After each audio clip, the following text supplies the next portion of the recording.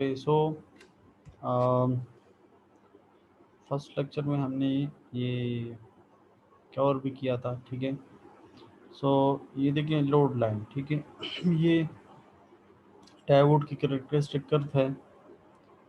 अब ये देखिए डायोड है तो उसके लिए, ठीक है, मैं क्वेश्चन पॉइंट को समझाना चाहता हूँ। तो ये डायोड की कैरेक्टरिस्टिक कर्व है ये, ठीक है। ये एक सिंपल आरएल हमने लोड लगाया हुआ है, सही। रेजिस्टिव सर्किट है और साथ में डायोड है। ये उसकी कैरेक्टरिस्टिक कर्व है, सही। ओके, अब ये जो लोड लाइन है, सही। तो आप इसको यहाँ केवीएल से समझ सकते हैं। अकॉर्डिंग टू केवीएल, सही, यहाँ पे आप केवीएल अप्लाई करें तो V is equal to ID RL plus VD, voltage drop across the diode and voltage drop across this load resistor. So V is equal to ID RL plus VD, ठीक है। इसको equation number 1 कहेंगे। Okay, ये when VD is equal to 0, for example ये देखिए, ये x axis पे VD है और वाई एक्सिस पे ID है, ठीक है। तो आपको पता है ये एक्स एक्सिस है, इस पे VD है, तो इस पे ID की वैल्यू यानी वाई एक्सिस की वैल्यू यहाँ पे सारो 0 होगी और यहाँ पे वाई एक्सिस पे एक्स एक्सिस की वैल्यू 0 होती है, ठीक है। Yes sir. तो यानी ये है 0, ठीक है। और ये जो है यानी यहाँ पे I है, कॉमा आई 0। 0। अच्छा, अब I की वैल्यू यहाँ से आप देख सकते हैं। When VD is equal to 0, अगर मैं VD को इस इक्वेशन में आप 0 पुट करें, ठीक है, ये नहीं है।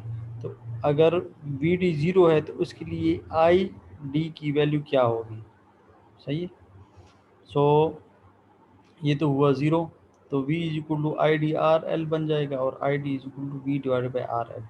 तो जब VD 0 है तब ID की value V divided by RL होगी, यानी जब VD 0 होगी फर्स्ट पॉइंट, तब ID की value V divided by RL होगी, सही, कॉमा। अब मैं दूसरा पॉइंट लेता हूँ। अब मैं ID को 0 करता हूँ, ठीक है, ये वाली वैल्यू, ठीक है। So when ID is equal to 0, आप इस इक्वेशन में पुट करें तो आपको पता है कि ID जब 0 हो जाता है, 0 मल्टीप्लाई बाई RL, ये भी 0 हो जाएगा। So V is yes equal sir. To, हाँ, V is equal to, VD। ठीक है, यानी VD is equal to V yes हो सर। जाएगा। तो VD की वैल्यू क्या यस सर। आएगी, V आएगी। तो जब VD की वैल्यू V है तब ID की वैल्यू 0, ठीक है। इन दोनों पॉइंट को मिलाएं इस तरह, ठीक है। तो इस तरह का ये एक, इसको लोड लाइन कहते हैं क्योंकि इस लोड की वजह से आया है, तो ये लोड लाइन, सही है।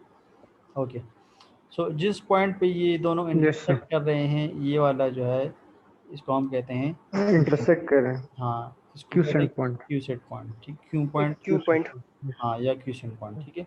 सो अब ये पॉइंट जो है असल में ऑप्टिमम ऑपरेशन शो करता है कि अगर आप ID की वैल्यू ये ले लें और VD की वैल्यू ये ले लें। वैसे तो ये सारी VD की वैल्यूज़ VD हैं, की ये वैल्यू। सारी ID की वैल्यूज़ हैं, मगर जिन जिस पे ये इंटरसेक्ट कर रहे हैं, अगर ये आप ID की वैल्यू ले लें और ये VD की, तब ये वाला डायोड जो है ये बहुत यानी प्रॉपरली ऑपरेट करेगा।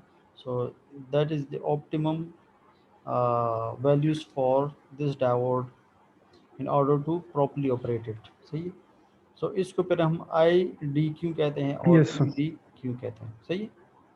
ओके, सो अच्छा, अगर आप स्लोप फाइंड करना चाहें तो स्लोप यहाँ से आप फाइंड भी कर सकते हैं कि V is equal to ID RL plus VD है।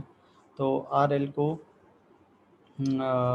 डिवाइड करें बोथ साइड पे, तो ये यहाँ पे RL इंट्रोड्यूस हो जाएगा, यहाँ से RL कैंसिल हो जाएगा और यहाँ पे भी RL इंट्रोड्यूस हो जाएगा।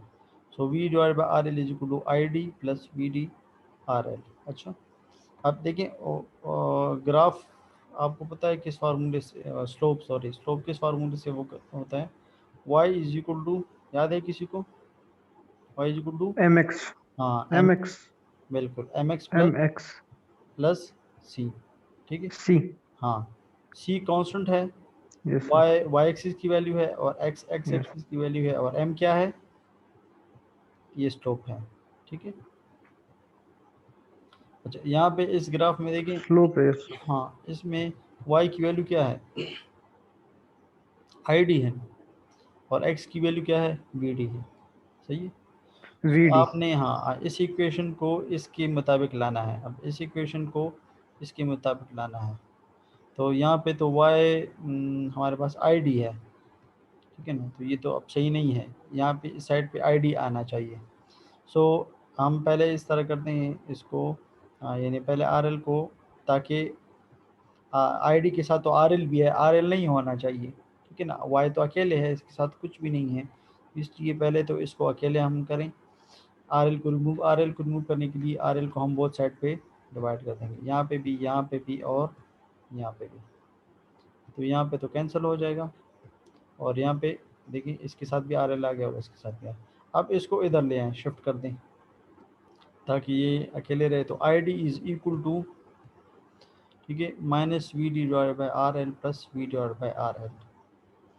अब अगर आप देखें तो आई डी ये वाई हुआ, इसके साथ कंपेयर करें, वी डी अपनी जगह पे, वी डी एक्स की वैल्यू है, और वी यहाँ पे एक्स की वैल्यू के साथ एम है, तो इसका मतलब है यहाँ पे वी डी के साथ जो भी होगा वो एम कहलाएगा। देखिए ये इन्होंने ऊपर लिखा भी है एम, यानी -1 over R L. R L. हाँ, ये माइनस ओवर आर है, तो इसका क्या मतलब है, एम की वैल्यू ये है। ये हमारे पास एम की वैल्यू है हाँ तो और इसमें, माइनस में अच्छा, स्लोप। हाँ तो इससे आप क्या, स्लोप है। इससे आप क्या स्लोप है नतीजा सर निकालते हमारे करते पास। हैं, हम्म इससे हम ये रिजल्ट कंक्लूड करते हैं कि एक तो स्लोप नेगेटिव है। सही। तो आपको पता है नेगेटिव स्लोप जो है वो इस तरह होता है। सही। ठीक है जी। और डाउनवर्ड। यस। हाँ, और दूसरा हम ये डाउनवर्ड। कंक्लूड कर रहे हैं कि ये स्लोप जो है इसकी वैल्यू आर एल पे डिपेंड करती है, यानी अगर आर एल कम होगा, ज़्यादा होगा, तो इसकी स्लोप कम और ज़्यादा हो सकती है। यानी अगर आर एल की वैल्यू, यानी अगर ये है तो स्लोप इस तरह भी हो सकता है, या ये स्लोप इस तरह भी हो सकता है, ठीक है ना, इस तरह भी हो सकता है, इस तरह भी हो सकता है, अगर होगा नेगेटिव, ठीक है ना, होगा नेगेटिव। नेगेटिव। हाँ, ठीक है। पॉजिटिव, अगर ये इस तरह होता है इसको हम पॉजिटिव स्लोप कहते हैं, और अगर ये इस तरह है तो अब ये नेगेटिव स्लोप कहते हैं। ठीक है, नेगेटिव स्लोप। दूसरा ये कि ये नेगेटिव स्लोप यानी मुख्तलिफ उसके स्लोप्स हो सकते हैं, यानी इस तरह भी हो सकता है, यहाँ से स्टार्ट हो, इस तरह भी हो सकता है। ये डिपेंड करता है किस चीज़ की वैल्यू पे, आर एल की वैल्यू। हाँ, आर एल की वैल्यू पे आर सर। एल की वैल्यू पे डिपेंड करता है। तो इनसे हमने दो और यानी रिजल्ट्स कंक्लूड किए। ठीक है, तो ये बन गया यहाँ यस। पे। ओके। अच्छा, अब मैंने आपको जब बताया था कि क्वेश्चन पॉइंट को हम यानी अगर हम इधर उधर कंसिडर कर लें तो देखिए यहाँ पे, तो अगर ये, ठीक है ना, अगर आप ये भी तो क्वेश्चन पॉइंट है, अगर आप ये कंसिडर कर लें और या ये कंसिडर कर लें, तो इससे क्या नुकसान, वो फ्लिप हो जाएगा। तो इसकी एग्जांपल ये है, देखिए इन्होंने ये वाला क्वेश्चन पॉइंट कंसिडर किया है, सही है ना, यानी ये इस तरह कुछ आ रहा था फॉर एग्जांपल, ठीक है, तो ये भी तो ले सकते थे, ये भी ले सकते थे, मगर इन्होंने ये वाला लिया है। ठीक है, इससे नुकसान ये होगा कि ये तो इनपुट है, इनपुट तो आपको पता है क्लिप नहीं हो सकता, इनपुट तो वही होगा जो हम अप्लाई कर रहे हैं, मगर आउटपुट देखिए यहाँ पे आउटपुट जो आ रहा है, आउटपुट यहाँ पे देखिए, तो यहाँ पे इन्होंने ये जो पोर्शन शेड किया है, इसका मतलब ये नहीं है कि इनपुट क्लिप हुआ है, इसका मतलब ये है कि इनपुट का ये वाला पोर्शन आउटपुट में क्लिप होगा, क्योंकि वो देखिए ना, क्लिप एक्सिस, होगा। हाँ बिल्कुल, ये वाई एक्सिस की वैल्यू से भी इधर आ रहा है, ये वाला, ये नहीं होगा। यस तो सर। ये इस तरह, इन आउटपुट इस तरह है, इस तरह, फिर ये स्ट्रेट लाइन इस तरह होगा, फिर ये इस तरह चलेगा। ठीक है, और अगर अच्छा, और अगर क्वेश्चन पॉइंट यहाँ पे लेंगे, नहीं बिल्कुल यहाँ पे ये वाला एंड, यहाँ पे तो पॉजिटिव पोर्शन का कुछ पॉजिटिव साइकिल का कुछ पोर्शन क्लिप हुआ था। अब देखिए नेगेटिव साइकिल को कुछ पोर्शन क्लिप होगा, ठीक है ना। तो ये वाला पोर्शन, ठीक है, ये वाला पोर्शन क्लिप होगा। सही। तो अ, इसलिए क्वेश्चन पॉइंट को आप इन मिडल उसमें लें, कहीं पे लें, ठीक है, ताकि क्लिपिंग उसमें ना हो और प्रॉपरली वो यूटिलाइज, इनपुट जो है वो प्रॉपरली यूटिलाइज हो। Okay, the question point is essential to Yes, sir. overall component and circuit functionality. It ensures that non-linear components उनको कहते हैं जिनका ग्राफ, वोल्टेज और करंट का ग्राफ लीनियर नहीं आता, यानी इस तरह नहीं आता, यानी जो कि ओहम लॉ को ओबे नहीं करता, दैट डजंट ओबे। ना कर। हाँ, जो कि डजंट ओबे, कौन सा लॉ, कौन से लॉ को ओबे नहीं करता? Ohm's law. हाँ, ओम्स लॉ, ठीक है। ओम्स लॉ का ग्राफ किस तरह Ohm's बनता law है? का। ओम्स लॉ का ग्राफ किस तरह बनता है? ये लीनियर बनता है इस तरह। डायोड का आप देखें तो वो इस तरह बनता है, या ट्रांजिस्टर का आप देखें तो वो इस तरह बनता है। Yes. सो इसलिए जो डिवाइसेस हैं, कंपोनेंट्स हैं, जिसका ग्राफ लीनियर नहीं आता, इस तरह नहीं आता, तो उसको हम नॉन लीनियर कंपोनेंट्स कहते हैं, ठीक है ना। नॉन लीनियर कंपोनेंट्स और those which does not obey ohm law. सही, जिसका ग्राफ ओहम लॉ की तरह नहीं आता। तो it ensures that non linear components like diode operate at there optimal current and optimal voltage. तो क्यू पॉइंट ऑप्टिमम करंट और वोल्टेज को, वैसे तो वोल्टेज और करंट की बहुत सी वैल्यूज हैं, लेकिन ये भी, इस करंट के लिए वोल्टेज की वैल्यू ये है, इस करंट के लिए वोल्टेज की वैल्यू ये है, इस करंट के लिए वोल्टेज की वैल्यू ये है। तो बहुत सी है, मगर इसमें ऑप्टिमम कौन सा होगा जिसपे वो कंपोनेंट सही प्रॉपरली ऑपरेट करे, जिस जो कि इन्हें रिलायबल भी हो, उसका लाइफ साइकिल भी ज़्यादा हो, लेकिन एफिशिएंसी भी ज़्यादा हो, तो इसके लिए क्यू पॉइंट जो है वो हेल्प आउट करता है। सही। अच्छा, अब क्लास ए एम्पलीफायर हमने पढ़ा था, तो Yes, इसकी sir. एफिशिएंसी को हम कैलकुलेट करते हैं। सही। सो ये वैसे फार्मूला है, पी इनपुट जो है हम डीसी देंगे और आउटपुट जो है हम एसी लेंगे। ट्रांजिस्टर वो स्विचिंग की वजह से एसी भी प्रोड्यूस करता है, ठीक है। सो वीसीसी आईसी क्यू, ठीक है, ये हमारा होगा इनपुट। अगर आप उसकी तरफ चले जाएं, ये, ठीक है, वीसीसी और आईसी, ठीक है, इन दोनों का प्रोडक्ट इनपुट पावर कहलाएगा। पावर, पावर वी और आई का प्रोडक्ट है, तो ये वाला, ठीक है। और आउटपुट पावर जो है वो वीसीई और आईसी का जो प्रोडक्ट होगा वो ये होगा, यानी ये वाला, क्योंकि आउटपुट हम यहाँ से ले रहे हैं, तो यहाँ वीसीई और आईसी जो यहाँ से गुजरेगी, ठीक है, वो इन दोनों का प्रोडक्ट जो है वो क्या कहलाएगा? आउटपुट और कहलाएगा, ठीक है। क्योंकि ये ट्रांजिस्टर के बाद है, इसलिए ये आउटपुट एसी का, और हम आरएमएस वैल्यू लेंगे। और आपको पता है कि पीक वैल्यू और आरएमएस वैल्यू में क्या रिलेशन है? अगर सपोज हमारे पास वी पीक है, तो वी पीक और आरएमएस के बीच क्या रिलेशन होगा? √2 वी आरएमएस, ठीक है, ये रिलेशन। ओके, सो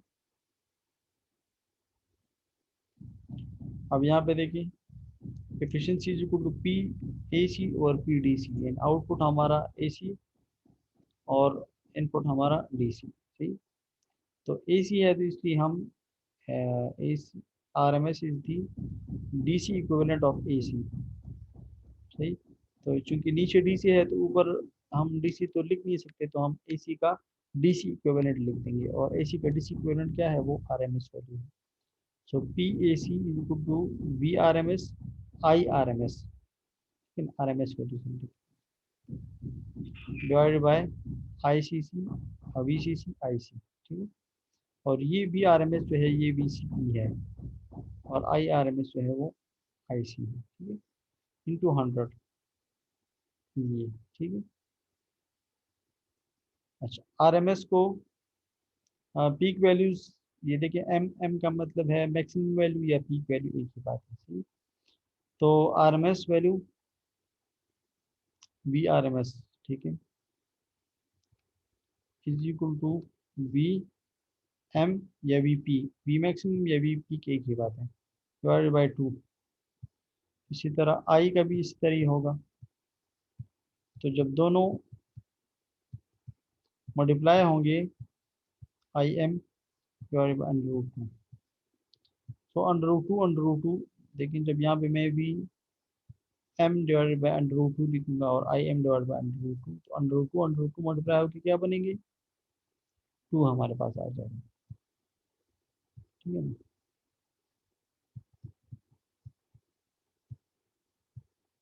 कैंसिल हो जाएगा इसके यस साथ, सर। हाँ तो 2 आ जाएगा, सही। तो इस वजह से यहाँ पे 2 लिखा है और ये RMS की बजाय यस सर। यानी पीक वैल्यू लिखी है, सही, इंटू 100। अच्छा अब हमें पता है कि आई एम, ये VCQ, VCQ जो है हाफ ऑफ दी VCC के बराबर है। यानी मैंने आपको बताया था कि बायसिंग जो है वो हाफ पे हम करते हैं, वो ग्राफ से मैंने आपको समझाया था। तो इस वजह से VCEQ approximate equal to VCC divided by 2, सही है।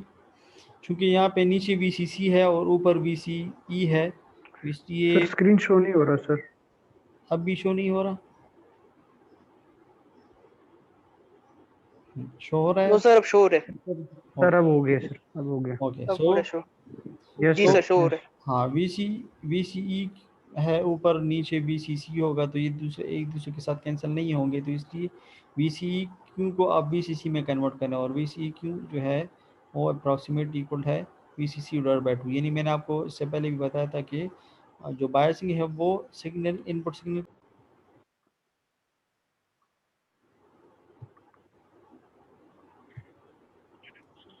अच्छा जी, स्क्रीन शेयर हो रहा है आप लोगों को। जी सर, शेयर हो रहा है। ओके सो ये देखिए यहाँ पे VM और IM के बजाय मैंने VM को मैंने कन्वर्ट किया, ये BC देखिए VCE था, ठीक है, यहाँ से आप देख सकते हैं आउटपुट जो है वो VCE था। तो अब VCE को VCC में इस रिलेशन से कन्वर्ट किया, ठीक है। तो VCC डिवाइडेड बाय 2 लिखा और IC अपनी जगह पे, और डिवाइडेड बाय 2 VCC IC ये भी अपनी जगह पे। अब VCC कैंसिल हो गए यहाँ पे और IC भी कैंसिल हो गया, और रहा हमारे पास देखिए 1 और 2 और यहाँ पे भी 2, तो ये 1 और 4 बन गए।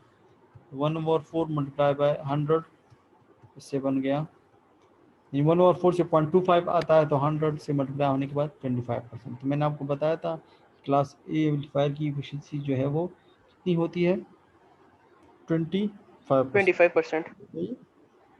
ओके अच्छा, अब ये एक छोटा सा एग्जांपल है क्लास ए एम्पलीफायर से रिलेटेड, सही।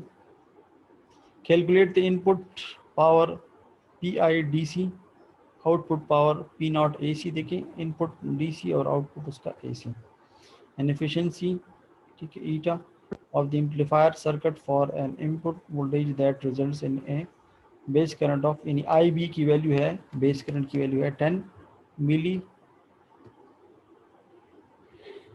एम्पेयर, सही है। सो ये देखिए क्लास ए एम्पलीफायर इन्होंने दिया है यस सर। और इसमें बीटा की वैल्यू भी है, बीटा की वैल्यू है 25, RB की वैल्यू है 1 किलो ओम, RC की वैल्यू है 20 ओम और VCC की वैल्यू है 20 वोल्ट, और यहाँ पे IB की वैल्यू यहाँ पे इन्होंने दी है 10 मिली एम्पेयर। तो कह रहे हैं कि P इनपुट भी फाइंड करें, जो कि डीसी है, पी आउटपुट भी फाइंड करें जो कि एसी है, और एफिशिएंसी भी फाइंड करें और दिस सर्किट जो कि क्लास एम्पलीफायर का है। सही, ओके। सो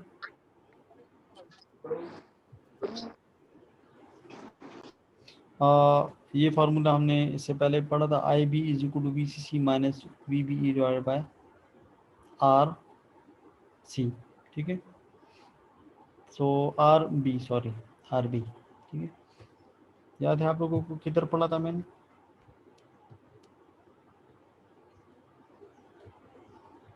यहाँ पे ये देखिए, I B is equal to V C C minus sir अभी जो पढ़ा है सर उसमें। Divided by R sir B. अभी ये पढ़ा है। ठीक है ना, यहाँ पे सही। सो ये रिलेशन भी याद रखें, यस सर, ये आई बी और V C is equal to V C C minus. जी सर। सही, okay. So I B yes sir, ये ऑप्टिमम कंडीशन के लिए कहने, तो इसलिए आई बी के साथ क्यों भी लगाया है, आई बी क्यों। सही, is equal to V C C minus V B E जो कि 0.7 बनता है, और वी सी सी 20 है, यहाँ पे गिवन है देखिए। ठीक है, okay. So 20 minus 0.7 divide by, और आर बी वो भी गिवन है 1 किलो ओम। ठीक है, इससे आया आई बी हमारे पास है 19.3। अच्छा, आई बी को हम क्यों फाइंड कर रहे हैं? हम हमसे तो आई बी नहीं मांगे, इनपुट पावर मांगे, आउटपुट पावर मांगे और एफिशिएंसी मांगी है। तो ये फिर इनको कैलकुलेट करने में ये हेल्प देगा आई बी की वैल्यू। ठीक है, अच्छा अब ये वाला देखिए, I yes sir, Q is equal to beta I B Q. I B की वैल्यू यहाँ से ले और यहाँ पे पुट कर दें। ठीक है, और बीटा बीटा की वैल्यू गिवन है, वो है कितनी है? Yes sir 19 point. 25। सो 25 इंटू 19 25। हाँ, यहाँ से आया 19.3 से आ गया 0.48 एम्पेयर। ठीक है, अच्छा आई सी तो फाइंड हो गया, जो कि अहम वेरिएबल है in order to find P out और पी इन। अच्छा, अब आते हैं हम we C E. We C ई के लिए इससे देखिए, वो इससे पहले ये फार्मूला हम पढ़ चुके हैं, V C C minus I C R C. ठीक है, वी सी सी तो गिवन है, वो तो 20 है, माइनस आई सी यहाँ से हमने फाइंड किया 0.48, और आर सी गिवन है, वो है देखिए यहाँ पे 20 ओम। तो 20 ओम इंटू 0.48 माइनस 20, इससे आ गया 10.4 वोल्ट। सही, ये भी फाइंड हो गया।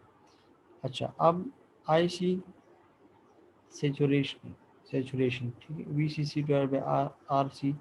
वी सी सी की वैल्यू भी गिवन है, वो है 20। सही, ये आर सी की वैल्यू 20, यहाँ से ये आ गया 1000 मिली एम्पेयर या 1 ampere. V C E cut off जो कि बराबर है वी सी सी के, वो 20 वोल्ट है। अच्छा, आई सी पीक बीटा आई बी वो भी गिवन है, बीटा की वैल्यू 25 है, और आई बी की वैल्यू यहाँ से देखिए, ये गिवन यहाँ से लिए गिवन है। ठीक है, यहाँ पे गिवन है 10, इससे आगे ये पीक वैल्यू। ओके, अब हम आते हैं, अब सारे वेरिएबल फाइंड हो गए, अब हम इनको फाइंड करते हैं। पी आउट, तो P out I square C R C divided by 2, इससे भी कर सकते हैं, या वो दूसरा फार्मूला है उससे भी कर सकते हैं। ठीक है, इससे पहले जो अभी हम वो फाइंड कर रहे थे उससे भी कर सकते हैं, ये वाला। ठीक है, तो ये अच्छा, सो 250 आई सी, यहाँ से हमने फाइंड किया आई सी पीक 250 मिली इंटू 20 आर सी, तो गिवन है 20 डिवाइडेड बाई 2, ये आ गया 0.625 वाट। ये आउटपुट पावर आ गया हमारे पास। अच्छा, और इनपुट जो है वो ये है, ये डिवाइड बाई 2 इसलिए किया है, मैंने आपको बताया भी था कि वो आरएमएस को जब हम पीक में कन्वर्ट करते हैं तो वो आरएमएस वैल्यू। यस सर, और चूँकि 2 दफ़ा है तो 2 स्क्वायर है ना, तो √2 डिवाइड बाई यस सर, √2 इसलिए ये यहाँ पे 2 आ गया। सही, ओके, पी equal to 2. है VCC, Yes, sir. VCC given है 20 और IC जो यहाँ पे हमने फाइंड किए हैं 0.4 यहाँ पे, वो यहाँ से लिए है तो 9.6 वाट। अब efficiency output power divide by input power, output power 0.65 आया, इनपुट 9.6 आया, इससे एफिशिएंसी आ गई 6.5। मैक्सिमम देखें कितना था 25% मैक्सिमम, तो 25 से ज़्यादा नहीं हो सकता, तो ये 6.5 है। अगर 25%. हाँ अगर आप यहाँ पे देखें तो 10 के लिए ये ठीक है, 20 के लिए ये, 30 के लिए ये, 40 के लिए ये, ठीक है, ये आई बी की वैल्यूज हैं, ठीक है। अच्छा, सो ये आई सी की वैल्यूज हैं और ये वी सी ई की वैल्यूज हैं। तो ऑप्टिमम जो क्यों वो है, वो क्या था, वो है ये आई सी क्यों, ये ICQS हाँ मिली में लेते हैं तो फिर ये है, इन्होंने यहाँ पे 0. Yes, ये 0.48 ampere. 0.48 या 482.5 मिली पे यहाँ पे आता है, ठीक है। और Milliampere. हाँ, और वी सी ई क्यों, Yes, sir. ठीक है, वो कितना बनता है 10 पॉइंट कितना है 10.4 जी 10.4. Yes, sir. 10.4. वी सी ई क्यों, ठीक है ना, ये आ गया 10.4 Yes. सही। तो ये ऑप्टिमम देखिए ये क्यू पॉइंट है यहाँ पे, तो ये आएगा ऑप्टिमम, ठीक है। अच्छा, पीक वैल्यूज हमने यहाँ पे फाइंड किए हैं। आप कोई कहेगा कि इस ये किस तरह पता लगे कि यहाँ पे 1000 है और यहाँ पे 20 पे है, तो इस वजह से इन्होंने ये देखिए ये वाला किया है, ये वाला स्टेप एक्स्ट्रा किया है ग्राफ को जस्टिफाई करने के लिए, ठीक है। BCC जो है Yes, sir. RC, ये हम इससे पहले वो पूरी कैलकुलेशन कर चुके थे, स्लोप भी हमने फाइंड किया था, वो सारा कुछ ये, ठीक है। ओके, वो Yes, डायोड sir. के लिए था, ये बात याद रखें, वो डायोड के लिए था और ये ट्रांजिस्टर के लिए, ठीक है। इस वजह से ये फार्मूलेट चेंज है, वहाँ पे डिवाइड बाय RL था, यहाँ पे डिवाइड बाय RC है। उसकी वजह ये है कि वो डायोड के लिए था, ये डायोड के लिए नहीं, ये किसके लिए है ट्रांजिस्टर के। Transistor के लिए. अगर आप देखें तो वहाँ पे ग्राफ भी इस तरह था, डायोड कैरेक्टरिस्टिक कर इस तरह था जी, ठीक है ना, इस तरह था। और ये लोड लाइन यहाँ पे अब इस तरह नहीं है बल्कि इस तरह है, तो ये ट्रांजिस्टर के लिए, ठीक है। और लोड लाइन वो उसी तरह, ठीक है। और अच्छा, अब क्लास बी और क्लास ए बी एम्पलीफायर्स। तो क्लास बी तो मैं बता चुका हूँ कि वो 180 डिग्री तक ऑपरेट करता है, और क्लास ए बी जो है वो more than 180 degree but Yes, sir. 360 degree, ठीक है। 80 less than 360. हाँ, both are more efficient than class A amplifier. Class A amplifier की एफिशिएंसी कितनी है जी, कितनी है क्लास वो 20 5%, 28% के 25, क्लास ए की 25 है, 75%. So 75. हाँ। और क्लास नहीं, क्लास ए की 25, sir. है, 25, yes. बी की 78.5% है, और क्लास सी की वो 25 से ज़्यादा है और 78.5 से कम है। तो इसका मतलब ये है कि both of class A, class B and class A B have more efficient than are more efficient than class, Class A. सही है। मगर क्लास Yes. बी और क्लास ए बी में ये तो फ़ायदा हुआ, ठीक है, ये जो ग्रीन बॉक्स में है ये ए बी और बी का फ़ायदा है। मगर नुकसान क्या है इसका कि ये जो इनपुट सिग्नल है उसको पूरा रिप्रोड्यूस नहीं कर पाता, ठीक है ना, उसको पूरा रिप्रोड्यूस नहीं कर पाता। अगर आप देखें तो क्लास ए एम्पलीफायर पूरा यूटिलाइज हो रहा था, और इसका जो है 80% यूटिलाइज हो रहा है, और इसका जो है फ्रॉम 180 टू 360 डिग्री यानी यहाँ तक कहीं पे यूटिलाइज हो रहा है क्लास ए बी का। तो ये इसका नुकसान है, ठीक है। अच्छा, फिर इसके लिए हम एक दूसरा वो टर्म यूज़ करते हैं पुश पुल एम्पलीफायर। तो class B as a push pull और क्लास ए भी as a push pull amplifier use कर सकते हैं। पुश पुल का असल में क्या मतलब है, मतलब ये है कि इसमें हम 2 ट्रांजिस्टर पे यूज़ करेंगे, ठीक है ना। 2 ट्रांजिस्टर हम यूज़ कर लेंगे, ठीक है, यहाँ पे भी। तो एक एज ए पुश काम करेगा और दूसरा एज ए पुल काम करके, क्या मतलब ये है कि एक ऑन होगा तो दूसरा ऑफ होगा, ठीक है। और जब ये ऑफ होगा तो फिर ये वाला ऑन होगा, यानी एक वक्त में एक ना एक ऑन रहेगा। तो जिसकी वजह से आप पूरा सिग्नल आप वो कर सकते हैं, यानी रिप्रोड्यूस कर सकते हैं। तो इसलिए क्लास बी से आप पुश पुल एम्पलीफायर भी बना सकते हैं और क्लास ए बी से भी पुश पुल एम्पलीफायर हासिल कर सकते हैं, ताकि वो पूरा सर ये फुल वेव रेक्टिफायर की तरह से हाँ कंप्लीट एक वेव हमें देगा। बिल्कुल बिल्कुल। उसमें भी हम डायोड की क्वांटिटी को बढ़ा देते हैं, ब्रिज यस सर। इसमें, बिल्कुल। यहाँ पे भी इस तरह है, ठीक है। वैसे तो एक एम्पलीफायर एक ट्रांजिस्टर यूज़ होगा, मगर पुश पुल में फिर 2 यूज़ होंगे, ठीक है। तो ये पुश पुल टर्म ये है, सही। अब ये विदाउट पुश पुल है।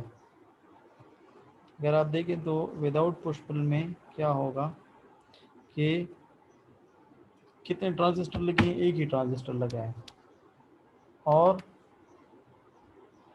एक ही ट्रांजिस्टर लगा है, और आउटपुट इनपुट का कितना साइकिल यूटिलाइज कर रहा है। अब आउटपुट को सर देखें, 180 तक सर। हाँ देखिए ना, आउटपुट को देखिए 180 यूटिलाइज कर यस। रहा है। Yes sir. ये पुश पुल नहीं है फिलहाल, ठीक है, दो। यस। नहीं भी है, एक ही ट्रांजिस्टर लगा है। और देखें ये यस यहाँ सर। पे आउटपुट दे रहा है, फिर यहाँ पे नहीं दे रहा, फिर यहाँ पे दे रहा है, फिर जब हम इसको पुश पुल बनाएंगे तो फिर ये जो है यानी ये वाला भी यूटिलाइज हो जाएगा, फिर फुल कंप्लीट हो गया सर। हाँ फिर 2 ट्रांजिस्टर यस। हम यूज़ करेंगे, ठीक है।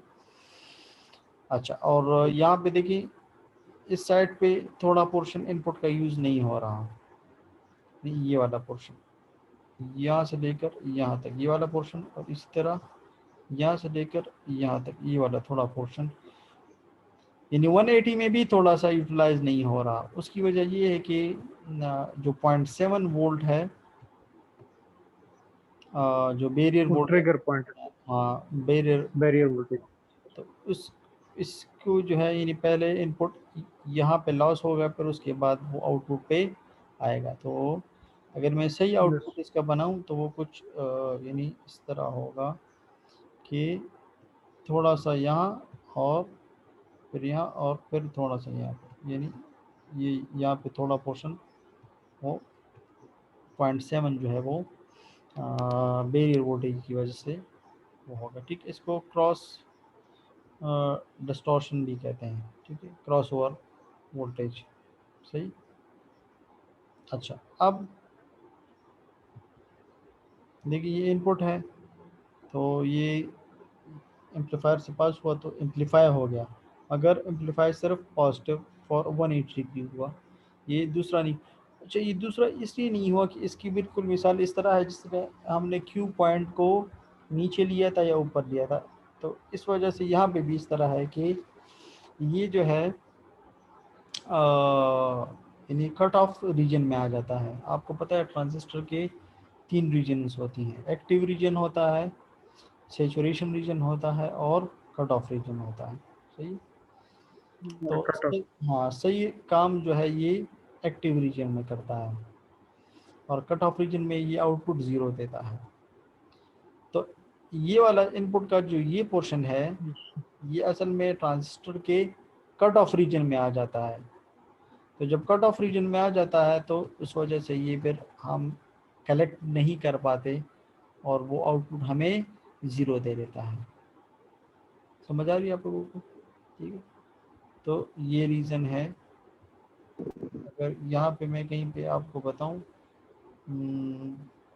ये है, यहाँ से आपको आसानी से पता लग जाएगा, ये इनपुट है, ठीक है। तो अगर आप देखें तो आउटपुट आपको ये मिल रहा है। अगर इनपुट का नेगेटिव हाफ साइकिल ले लें तो देखिए ये क्यू पॉइंट ये है, तो ये क्यू पॉइंट के बिल्कुल यहाँ से भी इधर आ रहा है, बिल्कुल इससे नीचे आ रहा है, जो कि कट ऑफ रीजन है। अगर क्यू पॉइंट यहाँ पे आता तो फिर ये लॉस ना होता। अगर क्यू पॉइंट यहाँ पे आ रहा है तो जिसकी वजह से ये हम कलेक्ट नहीं कर पाते, तो इस वजह से हम हमारा आउटपुट सिर्फ 180 डिग्री तक लिमिट हो जाता है। सही। तो ये हुआ क्लास पी एम्पलीफायर। ठीक है। अब इससे हम पुश पुल किस तरह बनाएंगे? पुश पुल बनाने का तरीका ये होगा कि आप 2 ट्रांजिस्टर लेंगे और दोनों से यहाँ पे सेंटर टेपिंग। जब आप यहाँ से कनेक्शन लेते हैं तो इसको, कनेक्शन लेने को तो टेपिंग कहते हैं, यानी जिस तरह आप ये बिजली की चोरी के लिए कुंडा लगाते हैं, इस कुंडा लगाने को टैपिंग कहते हैं। ठीक है। सो यहाँ से आप कनेक्शन लेंगे तो इसको टैपिंग, और अगर सेंटर से लेंगे तो जाहिर बात है फिर इसको सेंटर टैपिंग कहते हैं। तो इसको लिया और इसको यहाँ से कनेक्ट किया। ठीक है। हाँ, तो ये तरीका होता है। अच्छा, अगर ये एनपीएन ट्रांजिस्टर है तो ये भी एनपीएन ट्रांजिस्टर होना चाहिए, अगर ये पीएनपी है तो ये भी पीएनपी होना चाहिए। ठीक है।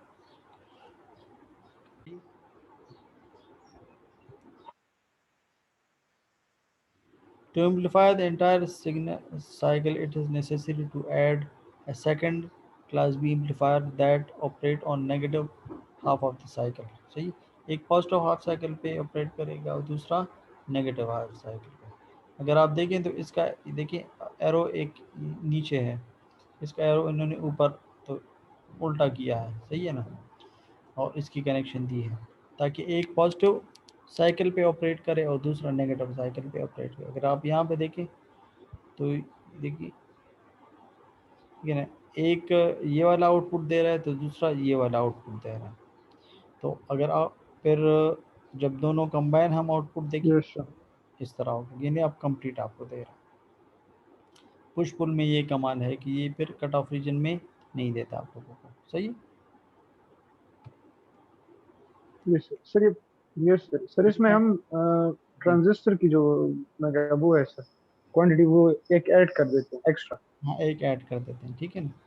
अगर आप देखें तो ये एक कंडक्टिंग है तो ये वाला ऑफ है, फिर ये वाला ऑफ हो जाता है और ये वाला कंडक्टिंग हो जाता है। तो अगर आप देखिए इनपुट का जब पॉजिटिव ऑफ साइकिल आएगा कंडक्टिंग। Yes sir. तो ये वाला इसकी कंडक्शन की वजह से आउटपुट ये आ जाएगा।